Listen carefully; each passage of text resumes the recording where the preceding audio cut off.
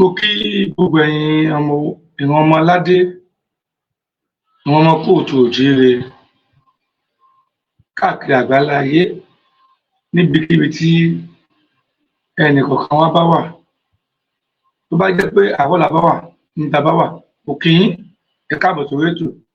Tó bá jẹ́ pé ọ̀sán náà ni, mo kí yín ẹ káàbọ̀ sórí ètò. Tó bá jẹ́ àṣálẹ́ náà lẹ bá wà, mo kí yín káàbọ̀ sórí ètò. Èmi ọmọ yín náà ni, èmi olùfẹ́ yín torí náà sí Bíyẹmí Ọláìtàn Bíyẹmí Family TV ló ń kí gbogbo yín o. Ká tó bẹ̀rẹ̀ ètò lórí ìfẹ́ pẹ́ lórí ètò pàápàá ọ̀rọ̀ nípa àwọn bàbá wa Àfèníféré ló gbé mi wá orí ètò èmi náà kí n wá sọ gbólóhùn méjì lórí ọ̀rọ̀ náà. Torí nígbà tá a gbọ́ méjèèjì táwọn bàbá wa Àfèníféré wọ́n sọ síta lórí ọ̀rọ̀ tí bàbá wa Emeritus Pròf Àkíntòyé ọ̀rọ̀ tí wọ́n sọ ó jẹ́ ọ̀rọ̀ tó bà gbogbo àwọn ọmọ káàárọ̀ oòjíire lọ́kàn jẹ́. Àgàgà àwọn ọ̀dọ́ tá a jọmọ Yorùbá ó bà wá lọ́kàn jẹ́ púpọ̀ torí a ò lérò pé nígbà tí bàbá wa Emeritus Pròf Àkíntòyé tí wọ́n sọ̀rọ̀ tí wọ́n sọ àdúrà ọ̀rọ̀ yẹn, àwọn ò tún ní lọ́kàn pé àwọn kan ó tún jáde wọ́n tún tọ́pa àwọn Àfèníféré wọ́n tún wá fẹ́ kọ̀ndẹ́mù ẹ̀. Nígbà tá a gbọ́ ọ̀rọ̀ yẹn ó dùn ọ̀pọ̀lọpọ̀ àwọn ọ̀dọ́ Yorùbá nínú, ó dùn àánú gan ni o. Àwọn ká tó máa bọ̀rọ̀ lọ ẹ jẹ́ kí a ka national anthem.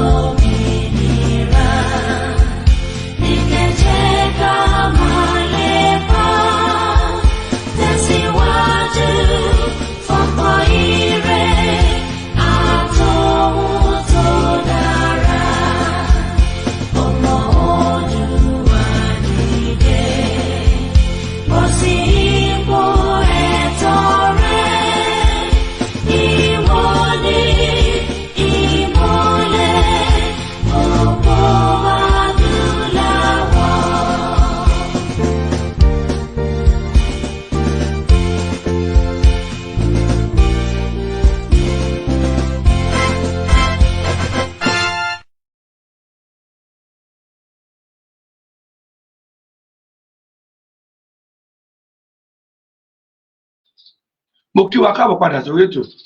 Gbogbo ẹni tí ẹ bá darapọ̀ mọ́ wa tẹ́ ń wò wá tẹ́ ń gbọ́ wa, abẹ́ yín ni àwọ̀ yín ni ẹ bá wa pé ètò náà kó lọ dáadáa tó mi ò fẹ́ pẹ́. Quick program mo ní kí n wá ṣe ti gbọ́. Mo ti ní mo fẹ́ kí ẹ bá mi fi ara balẹ̀, mo fẹ́ kí ẹ bá ń fara balẹ̀, kí ẹ bá mi fi ìdílé nǹkan ká jọ ṣe ètò náà. Mo ní VN nìkan tí mo fẹ́ play, mo ní free ẹnìkan tí mo fẹ́ play ìyẹn first note tí mo fẹ́ play fún gbogbo wa kájọ gbọ́. Ẹ̀yin bàbá wa Àfèníféré gẹ́gẹ́ bí ọ̀rọ̀ tí mo bá bọ̀, nígbà tá a gbọ́ lẹ́tà tẹ́ ẹ kọ ó bà gbogbo àwọn ọ̀dọ́ ọmọ Yorùbá ó bà wá lọ́kàn jẹ́, ó bà wá nínú jẹ́. Torí interview tí mo ṣe fún bàbá wa Emeritus Pròf Àkíntòyé gbogbo la fẹ́ abalẹ̀ gbọ́ ọ̀rọ̀ tí wọ́n sọ dáadáa. gbogbo la fẹ́ abalẹ̀ gbọ́ ọ̀rọ̀ tí wọ́n sọ. Nínú interview náà ni wọ́n ti béèrè lọ́wọ́ pé àwọn gbọ́ pé wọ́n kọ lẹ́tà sí bàbá wa Tinubu bàbá Bọ́lá Ahmed Tinubu ìyẹn president Nàìjíríà. Nígbà tí wọ́n béèrè lọ́wọ́ wọn, gbogbo adúfarabalẹ̀ gbọ́ nǹkan tí wọ́n fi dá nítàn lóhùn pé ìdí tó fà á táwọn fi kọ lẹ́tà sí bàbá Tinubu. Nǹkan táwọn ọ̀dọ́ tájọ́ ọmọ Yorùbá nǹkan tá a béèrè nìyẹn, nǹkan tá a fẹ́ nìyẹn.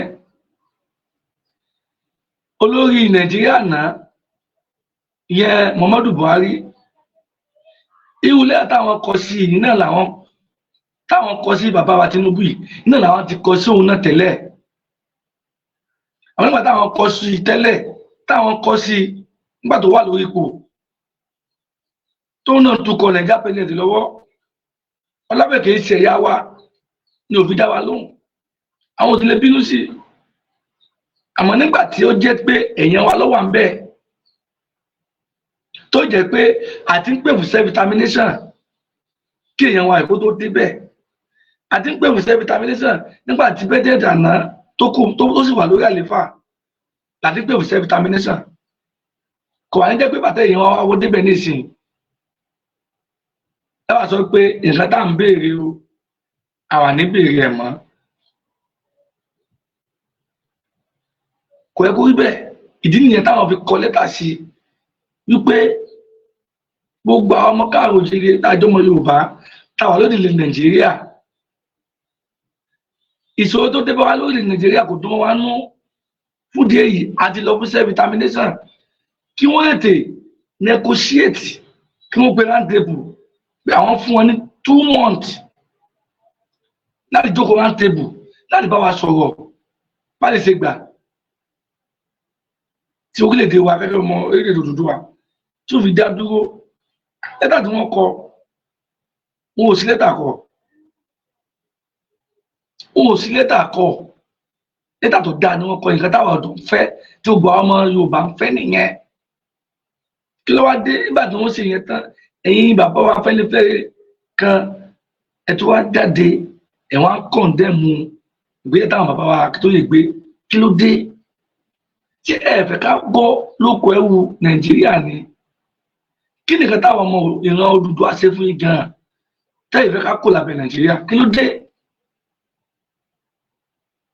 À ń pariwo láti jọ yìí wípé orílẹ̀ Nàìjíríà kò so èso gidi fún wa. Àárí ìgbé ayé tó dáa lò níbẹ̀. Ariwo tá à ń pa nìyẹn o láti jọ yìí. Ẹ̀yin náà ti gbọ́, ẹ gbọ́, ẹ ti fi dára yín, ẹ fi ojú ara yín nǹkan tí ń ṣẹlẹ̀ sí wa. Ẹ fi dára yín gbọ́, ẹ ti fi ojú ara yín nǹkan tí ń ṣẹlẹ̀ sí alẹ́ Yorùbá. Kàkà tẹ́ ẹ gbìjà wa, tẹ́ ẹ jà fún wa, ká tó fìmọ̀ ṣọ̀kan, kájọ kó lábẹ́ Nàìjíríà. Ìpè ìsọ́sọ́rì lẹ́ ń pariwo, ariwo ìsọ́rì lẹ́ ń pariwo, àtúntò lẹ́ ń pariwo, ẹ̀yin náà sì rí. Kí ló dé tẹ́ ẹ̀ ṣe bẹ́ẹ̀? Kí ni kan tí ìran ọmọ Odùduwà ṣe fún yín gan-an? Ẹ dìgbà lọ́mọ Yorùbá, ẹ pé Àfèníféré. Ṣé bí àwọn bàbá Awólọ́wọ̀, ṣé bí àwọn ti sílẹ̀ ti ń ṣe yìí? Ṣé bí àwọn bàbá Awólọ́wọ̀ kọ́ bá fọwọ́n kẹ́ wọn? Ṣé tó ń bá ṣe báyìí? Ṣé nígbà tí wọn ò sí lókè pẹ̀ mọ́ bá ti ń pariwo wọn sálẹ̀ mọ́ pariwo tẹ̀yìn bẹ́ẹ̀? Sálẹ̀ mọ́ pariwo tẹ̀yìn bẹ́ẹ̀? Ẹ bàbá Àfèníféré, à ń fi àsìkò ìròyìn,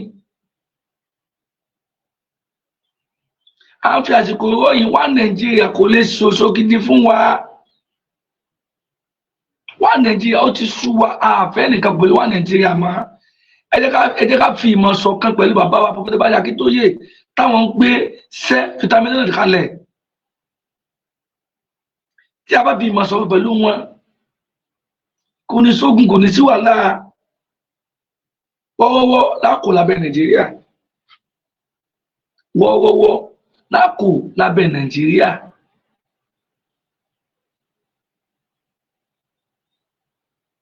Ẹ má ṣe alátakò fún wọn mọ́, ẹ má jẹ́ alátakò fún bàbá Àkíntòyé mọ́. ìgbésẹ̀ tí wọ́n ń gbé lórí gbogbo àwọn ọmọ káàrọ̀ òjíire ló tẹ́ wa lọ́rùn la nífẹ̀ẹ́ sí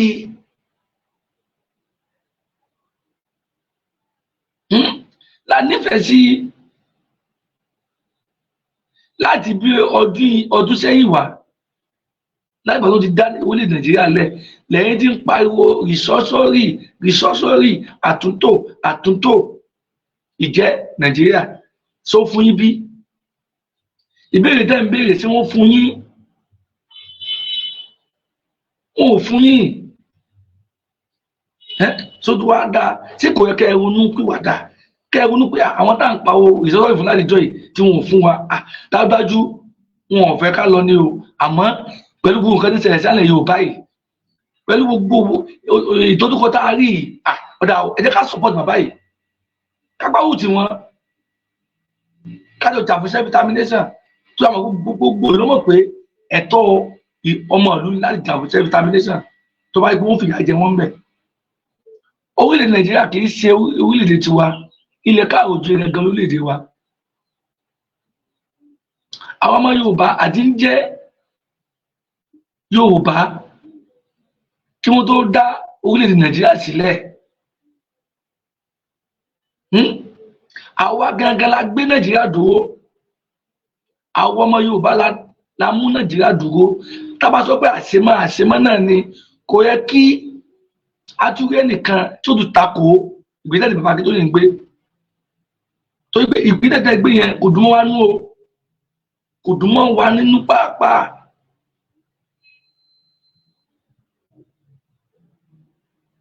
Ó fi hàn wá wípé ìdí màálẹ̀ ní ìjọba. Ẹ má bínú ẹ bá láìkè ètò ẹ bá lọ́ọ̀fẹ̀ gbogbo ẹ̀dẹ̀ ìdáàkú mọ́ wa lórí ètò ṣẹ́ni gbọ́ ọmọdébìnrin fẹ́ pẹ́ lórí ètò. Àwọn kan náà kí tó tún bẹ̀rẹ̀ sí sọ̀rọ̀ lọ mo fẹ́ kí a jọ gbọ́wọ́ tí bàbá wa sọ interview tí wọ́n interview bàbá wa gbogbo ọ̀tí wọ́n sọ ń bẹ̀ mẹ́ka mo fẹ́ kí a jọ gbọ́ bóyá tá a bá jọ gbọ́ bóyá ọ̀rọ̀ tí mo ń sọ bóyá yóò yé yín àti gbogbo ẹ̀yin tẹ́ ń wà nílé ṣẹ́ni gbọ́. But there seems to be some confusion in Yoruba land.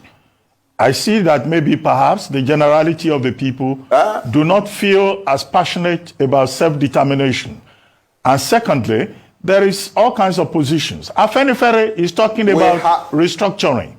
You are talking about self-determination. You don't know this. You don't know the nature of the Yoruba society. You don't. Most of the young people, and they are the majority in Yoruba land, want the self-determination of their Yoruba nation. That's the truth of the matter. That's what is keeping the movement going. And they are also doing so in the diaspora. Yoruba young men and women all over the world want their own country, separate from Nigeria. You cannot deny that, no matter how much you want to pander to the government. You cannot deny that.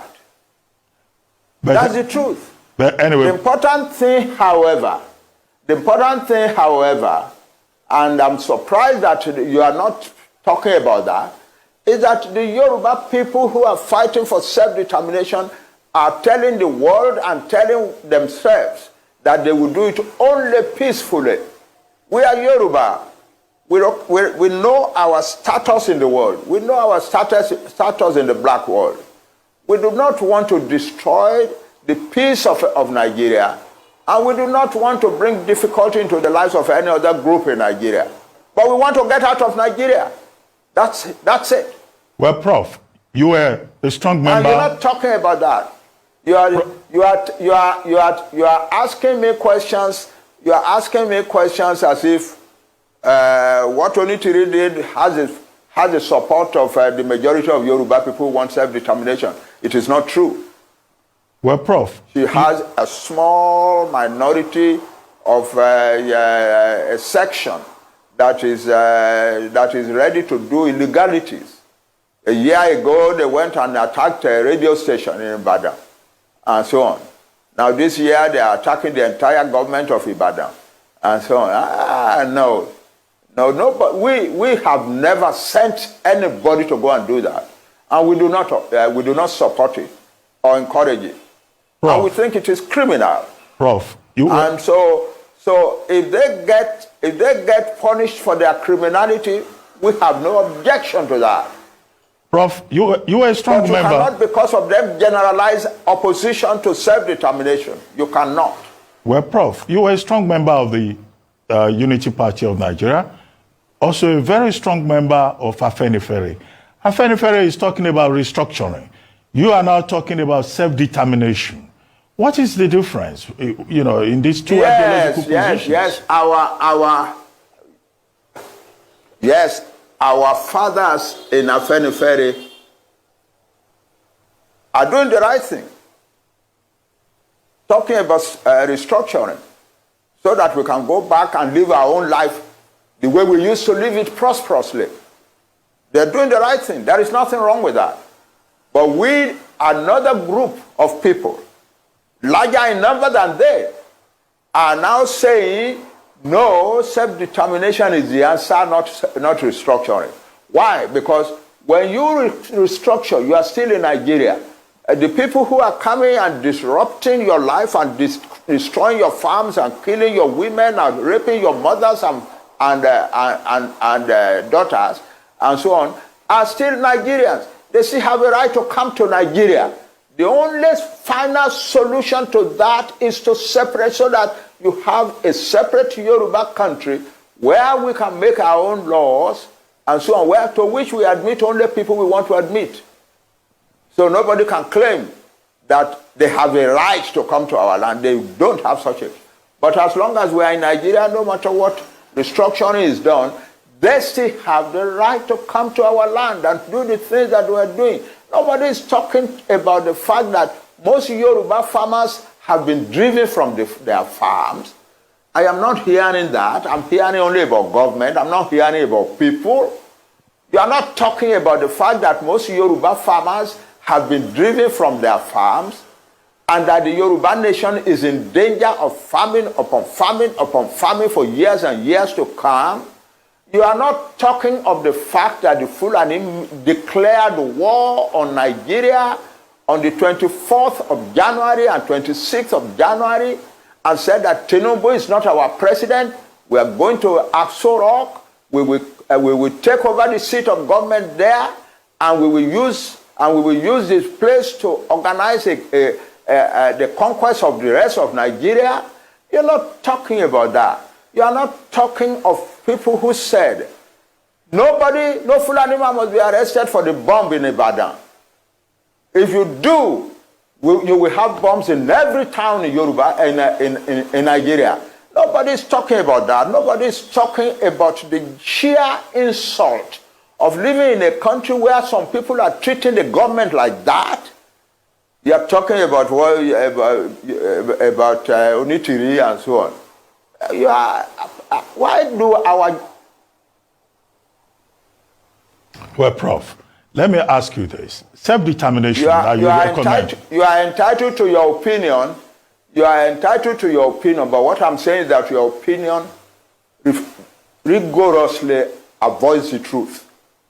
Rigorously. But Prof... avoids the truth. Nigeria, as Onigo Chiche told us in his research on ethnic nationalities in Nigeria, has over 300 ethnic nationalities. Will you recommend self-determination to all the other ethnic nationalities in Nigeria? For all these nationalities to break away? Those who want it, don't ask me a general question. I'm asking for self-determination for a nation, the Yoruba nation. There are about 60 million people in Nigeria. And their territory is large enough to be a large country. So that's what I'm talking about. Any other nationality in Nigeria that wants self-determination is free to ask for it. I cannot come and ask for self-determination for nations that are not mine. No. Well, Prof, as we have this, we're having this conversation. You are in Cotonou, Republic of Benin. Not too long ago, after Chief Sunday Ègbò returned to Nigeria. mo kí gbogbo akáàbọ̀ padà sórí ètò mo lérò pé gbogbo láti fetí gbọ́ ọ̀rọ̀ tí bàbá sọ gbogbo láti fetí gbọ́ ọ̀rọ̀ tí bàbá sọ àbí ẹ̀yin bàbá wa Afẹ́nifẹ́re ọ̀rọ̀ lẹ́gbẹ́ látẹnu bàbá wa yìí ṣé nígbà tí wọ́n béèrè ọ̀rọ̀ nípa ẹ̀yin bàbá wa Afẹ́nifẹ́re lọ́wọ́ bàbá wa Pròf. Àkíntòyé wọn kàn dẹ̀ mú yín wọ́n sọ pé ẹ ní right láti pè fún nǹkan tẹ́ ń pè ẹ ní right láti máa béèrè nǹkan tẹ́ ń béèrè fún àmọ́ àwọn ọ̀dọ́ tá a jẹ́ ọ̀dọ́ àti gbogbo àwọn àgbààgbà tó jẹ́ àwọn ọmọ Yorùbá tá a jẹ́ táwa nú gúùpù míì là ń béèrè fún self determination. Wọ́n wá sọ ìdí táwọn òfin sọ̀rọ̀ nípa ìsọ́sọ́rí mọ́ torí pé lórí tá a bá tí ìsọ̀ àbí tí wọ́n bá ṣe àtúntò fún Nàìjíríà nǹkan tá à ń kọ́ nínú lápadà rí àwọn tí ń gbógun ti wá tí wọ́n ń dà wá láàmú tí wọ́n ní wá lá wọ́n tún máa ní wá lá náà nítorí pé orílẹ̀-èdè Nàìjíríà láti wá torí pé orílẹ̀-èdè Nàìjíríà láti wá àwọn ò sì fẹ́ kí wọ́n tún máa ní wá lá mọ́ làbí pé fún self determination ẹ̀yin bàbá Afẹ́nifẹ́re ọwọ́ ní bàbá sọ̀rọ̀ kí ló wá dé kí ló dé tẹ́lẹ̀ support wọn. If you cannot join them, no condemn them. Tẹ́lẹ̀ bá lè support wọn ẹ má bà wọ́n jẹ́ kí ló dé ọmọ Yorùbá láwọn náà tẹ́lẹ̀ bá rí nǹkan tó ṣẹlẹ̀ síwálẹ̀ Yorùbá gẹ́gẹ́ bí nǹkan burúkú tó tẹ́ bá gẹ́gẹ́ bí nǹkan burúkú ni kò yẹ kẹ́ tó mọ̀ pé fún ìsọ́sọ́rì mọ́ kò yẹ kẹ́ tó mọ̀ pariwo àtúntò tó yẹ mọ̀ pé tó má tẹ̀ tún Nàìjíríà tó náà ni nǹkan tá à ń kọ́ ní lápadà rí àmọ́ tí ẹ bá fi ìmọ̀ ṣọ̀kan pẹ̀lú bàbá Àkíntòyé káàtó jà fún sẹ́fìtà mẹ́rẹ̀ tí bàbá Àkíntòyé ń jà fún yìí inú ìgbádùn làwa tápùlà kó lábẹ́ Nàìjíríà ọkàn wọn balẹ̀ ju orílẹ̀ Nàìjíríà tá a wà lọ òun là á tún pariwo là fi ń sọ fún yín pé abẹ yín ni àwọ̀ yín ní lẹ́tà tí bàbá wa Àkíntòyé kọ sí bàbá wa Tinubu ẹ jẹ́ kí bàbá Tinubu gbé lẹ́tà náà yẹ̀ wò ẹ bá jẹ́ kí wọ́n gbé yẹ̀ wò a ní láti fi self determination ẹ mẹ́rin ká jiyàn sí ẹgbẹ́ bẹ̀rẹ̀ bàbá Àkíntòyé sọ ìwọ la fi dára gbọ́ pé a ní láti fi self determination orí ìyẹn ti ní gbogbo àwọn ọ̀dọ́ àti àgbààgbà tí wọ́n jẹ́ ọmọ Yorùbá tí à ń jẹ tára ni wọ́n nínú Nàìjíríà orí self determination ládólé lórí o a support bàbá wa Àkíntòyé a wà pẹ̀lú wọn tó yà mọ̀ pé right thing ni wọ́n ń jà nǹkan tá a ti fẹ́ sí ni wọ́n bá wa fẹ́ ibi tá à ń lọ òun làwọn náà ń lọ.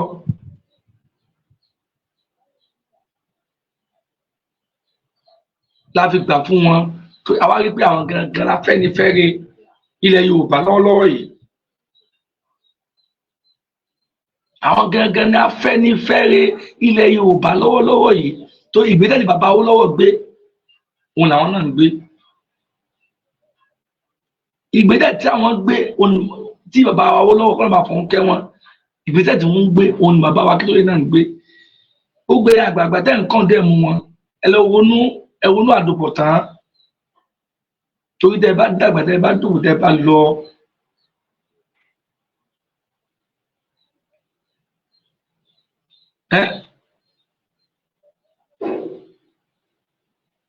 kí ni wọ́n fẹ́ sọ ń pa yín tẹ́ bá dàgbà tẹ́ bá dògùn tẹ́ bá wọlé sùn kí ni nǹkan tó fẹ́ sọ ń pa yín nǹkan tí wọ́n sọ ń pa yín ló yẹ kó jẹ́ yín lógún o nǹkan táwọn ọmọ Yorùbá sọ nípa yín ló yẹ kó jẹ́ yín lógún torí tí ẹ bá tètè fi ọwọ́ sowọ́pọ̀ pẹ̀lú bàbá Àkíntòyé tẹ́ ẹ jà fún wa ká bọ́ lóko wá Nàìjíríà yìí tó jẹ́ pé ó yí àtúntò lẹ dúró sí tí tẹ̀mí èmi bọ́ lára yín tẹ́ ẹ bá lọ tán àní sọ̀rọ̀ gidi nípa yín o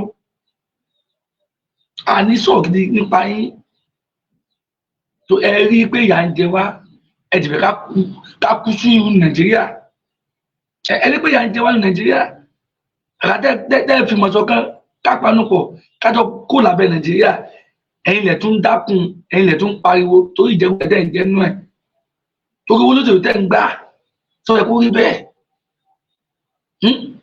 ṣé ó yẹ kó rí bẹ́ẹ̀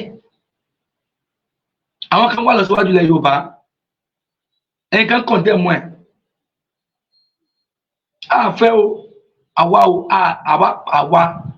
àfẹ́ àtúntò àfẹ́ ìsọ́sọ́rì self-determination la fẹ́ onímọ̀ majority gbogbo ọmọ Yorùbá self-determination òun la fẹ́ Yorùbá nation la fẹ́ àfẹ́ wà Nàìjíríà mọ́ tí ó dó gẹ́ ẹ wù àdìgbàdà nípa o tẹ̀yìn Afẹ́nifẹ́re tí ń pawó ìsọ́sọ́rì ẹ wù àtọ́dún náà wọn ò fún yín kí ló dẹ̀ ní wá wọnú padà gbé àkànbé láìjọ wọn fún wa ọ̀yà ìdásọ́bẹ̀ ẹ̀jẹ̀ ká béèrè self-determination rí o torí pé owó tẹ̀ ń gbà owó tẹ̀ wọ́n ń fún yín ẹ̀bẹ̀ kọ́ bọ́mọ yín lọ àbí àmọ́ ẹ wo ọ̀la o owó máa ń tán ọmọ èèyàn ní máa ń kú o kéèyàn jí ra ìkalẹ̀ ọ̀sẹ̀ ní kéèyàn gbowó kéèyàn náwó tán tó wá di ọjọ́ tí wọ́n fún yàn níyì náà kí wọ́n wà rí yẹn kódà wọn làbí ń pè ní sí àkíyèsí àwọn ọ̀dọ́ à ń pè ní sí àkíyèsí ẹ má kọ̀ndẹ́mù ìgbésẹ̀ ìjọba tó yìn gbé mọ́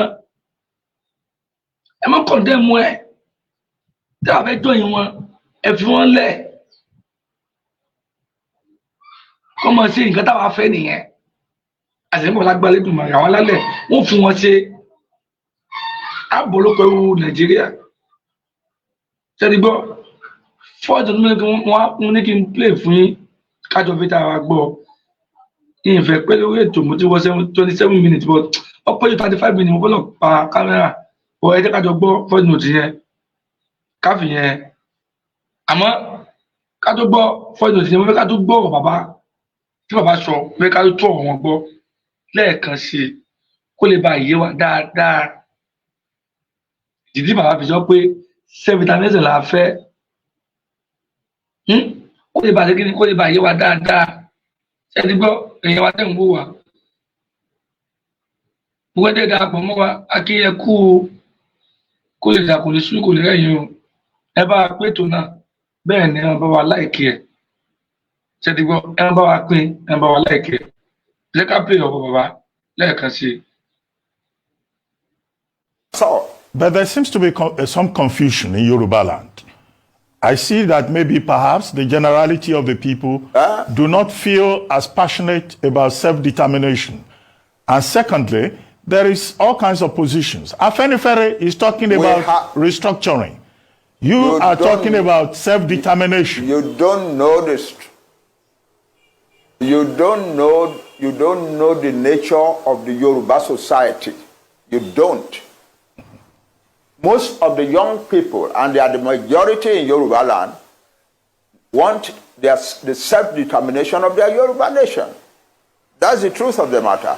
That's what is keeping the movement going. And they are also doing so in the diaspora. Yoruba young men and women all over the world want their own country, separate from Nigeria. You cannot deny that, no matter how much you want to pander to the government. You cannot deny that. But that's the truth. But anyway, the important thing, however,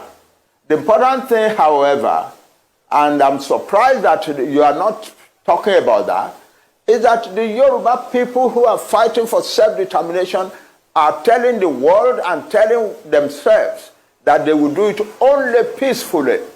We are Yoruba. We know our status in the world. We know our status in the black world. We do not want to destroy the peace of Nigeria, and we do not want to bring difficulty into the lives of any other group in Nigeria. But we want to get out of Nigeria. That's it. Well, Prof, you are a strong member. And you're not talking about that. You are asking me questions.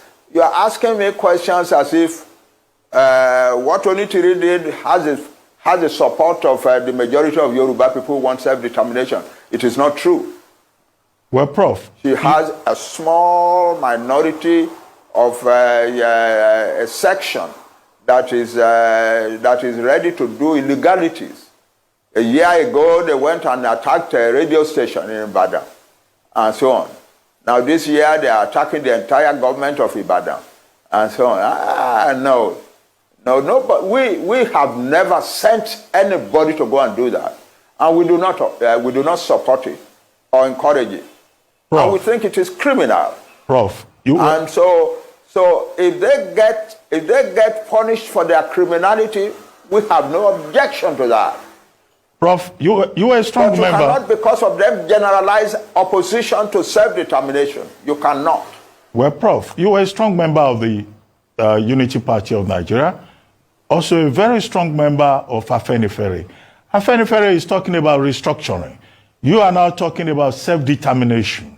What is the difference, in these two ideological positions? Our fathers in Àfèníféré are doing the right thing,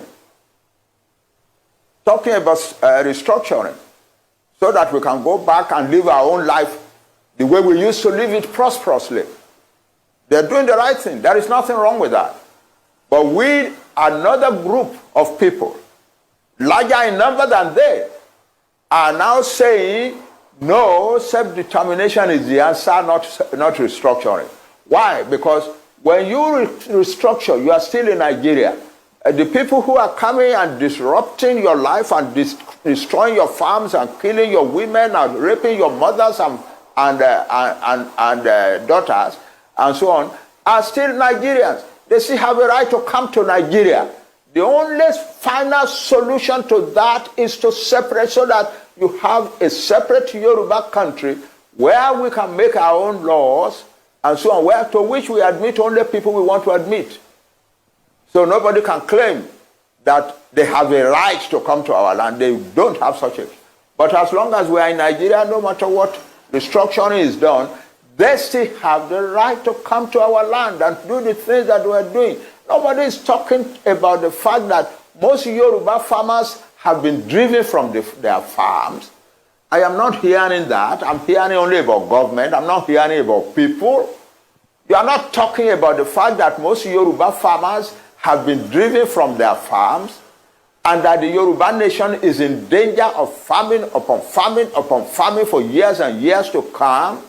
You are not talking of the fact that the Fulani declared war on Nigeria on the 24th of January and 26th of January and said that Tinubu is not our president. We are going to Aso Rock. We will take over the seat of government there, and we will use this place to organize the conquest of the rest of Nigeria. You're not talking about that. You are not talking of people who said, no Fulani man must be arrested for the bomb in Ibadan. If you do, you will have bombs in every town in Yoruba, in Nigeria. Nobody is talking about that. Nobody is talking about the sheer insult of living in a country where some people are treating the government like that. You are talking about Onitiri and so on. Why do our... Well, Prof, let me ask you this. Self-determination, you are entitled to your opinion.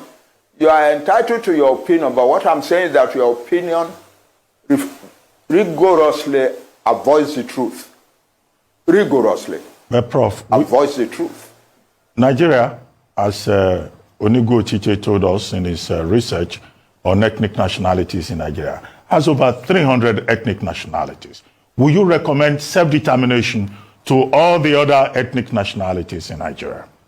For all these nationalities to break away? Those who want it, don't ask me a general question. I'm asking for self-determination for a nation, the Yoruba nation. There are about 60 million people in Nigeria, and their territory is large enough to be a large country. So that's what I'm talking about. Any other nationality in Nigeria that wants self-determination is free to ask for it. I cannot come and ask for self-determination for nations that are not mine. No. Well, Prof, as we have this, we're having this conversation. You are in Cotonou, Republic of Benin. Not too long ago, after Chief Sunday Ègbò returned to Nigeria. Ẹ káàbọ̀ pa àsọ̀rọ̀ ètò mo lérò pé wọ́n wá tára ní àti fi dára gbọ́ ọ̀rọ̀ tí bàbá sọ ṣe ti gbọ́ bàbá ọlọ́ọ̀bá lọ ẹ̀mí ẹ̀mí yóò gùn fún wa fọdọ́bá ní Àkíntòyé àníwá ètì báyìí ẹ kó wa jẹ̀pẹ́ lágbára Elédùmarè lágbára àwọn alálẹ̀ ẹ kó wa délé lérí ọ̀rọ̀ ni mo ti sọ ẹ̀yin bàbá wa ẹ̀yin Afẹ́nifẹ́re nǹkan táwọn ọ̀dọ́ tájọ́ ọmọ Yorùbá nǹkan tá a fẹ́ òun nìyẹn nǹkan tá a fẹ́ òun ni bàbá Àkíntòyé sọ síta yẹn àwọn ò fẹ́ àtúntò kankan a fẹ́ ìsọsọ́rìn àwọn ọmọ Yorùbá àgàwọ̀ ọ̀dọ́ a fẹ́ ìsọsọ́rìn torí tá a bá sì tẹnumọ́ ìsọsọ́rìn láti tẹnumọ́ ìsọsọ́rìn láti fi pé a ti fẹ́ tó lórílẹ̀-èdè Nàìjíríà nìyẹn a ti fẹ́ tó lórílẹ̀-èdè Nàìjíríà nìyẹn àwọn òsì fẹ́ bá nǹkan kan ṣe pọ̀ pẹ̀lú wa Nàìjíríà mọ́ ó ti sú wa òṣàbò bá lè gbé wa ṣé bá lè bá wa òun làbí ń pèpè fún self determination tó gẹ́ ṣẹ́dígbọ́ ètò náà kò ní jù bẹ́ẹ̀ lọ ẹ ti mọ́ bínú mi ò ní ráyè lè play fọ́dù tí mo ní mo fẹ́ play mọ́ tí mo bá ti wá ṣe ètò míì màá padà play fọ́dù tí yẹn ṣẹ́dígbọ́ ẹ̀ṣẹ̀ gan ni oníyàn ṣe ọlọ́ka ṣe gbogbo ẹni tí ẹ̀dá kò mọ́ wa akínyìn o ojú tẹ̀ fún wò wá ojú ò ní fọ́ o bẹ́ẹ̀ ni etí tẹ̀ fi gbọ́ wa etí náà mọ̀ ní di ọwọ́ tẹ́ bá aláìkè ètò yìí tẹ́ bá wa lọ́ọ̀fù ẹ̀ tẹ́ bá wa pín kó lè bọ̀ lọ dáadáa lórí ọ̀rọ̀ tí mo sọ nípa àwọn bàbá wa Afẹ́nifẹ́re tó ìgbésẹ̀ tí wọ́n gbé àti ọ̀rọ̀ tí wọ́n sọ nípa ìgbésẹ̀ tí bàbá wa Pròf. Àkíntòyé gbé kò dùn mọ́ àwọn ọ̀dọ́ nú kò dùn mọ́ àwọn ọmọ Yorùbá nínú ìṣọ̀kan la fẹ́ ìṣọ̀kan la fẹ́ tẹ́ ẹ bá lè jọyìn wọn tẹ́ ẹ lè jọyìn bàbá wa Àkíntòyé ẹ má kọ̀ndẹ̀mù wọn tó nígbà tí wọ́n béèrè ìbéèrè yìí nípa ìbéèrè tí Afẹ́nifẹ́re tí ní ẹnu wọn kọ̀ndẹ̀mù ti yín òye kan táwọn ń béèrè òun làwọn sọ síta bẹ́ẹ̀ sì ni ìkan táwọn ọmọ Yorùbá béèrè òun ni bàbá sọ yẹn ṣẹ́dígbọ́ ètò náà kò ní jù báyìí lọ ó kọ́ dé mo yí padà o Ìbíyẹmí Ọláìtàn ṣùgbọ́n má ṣe Ìbíyẹmí Family TV ló ń kí ògo yín o kí a tó pa kámẹ́rà ẹ jẹ́ ká ka national anthem wa.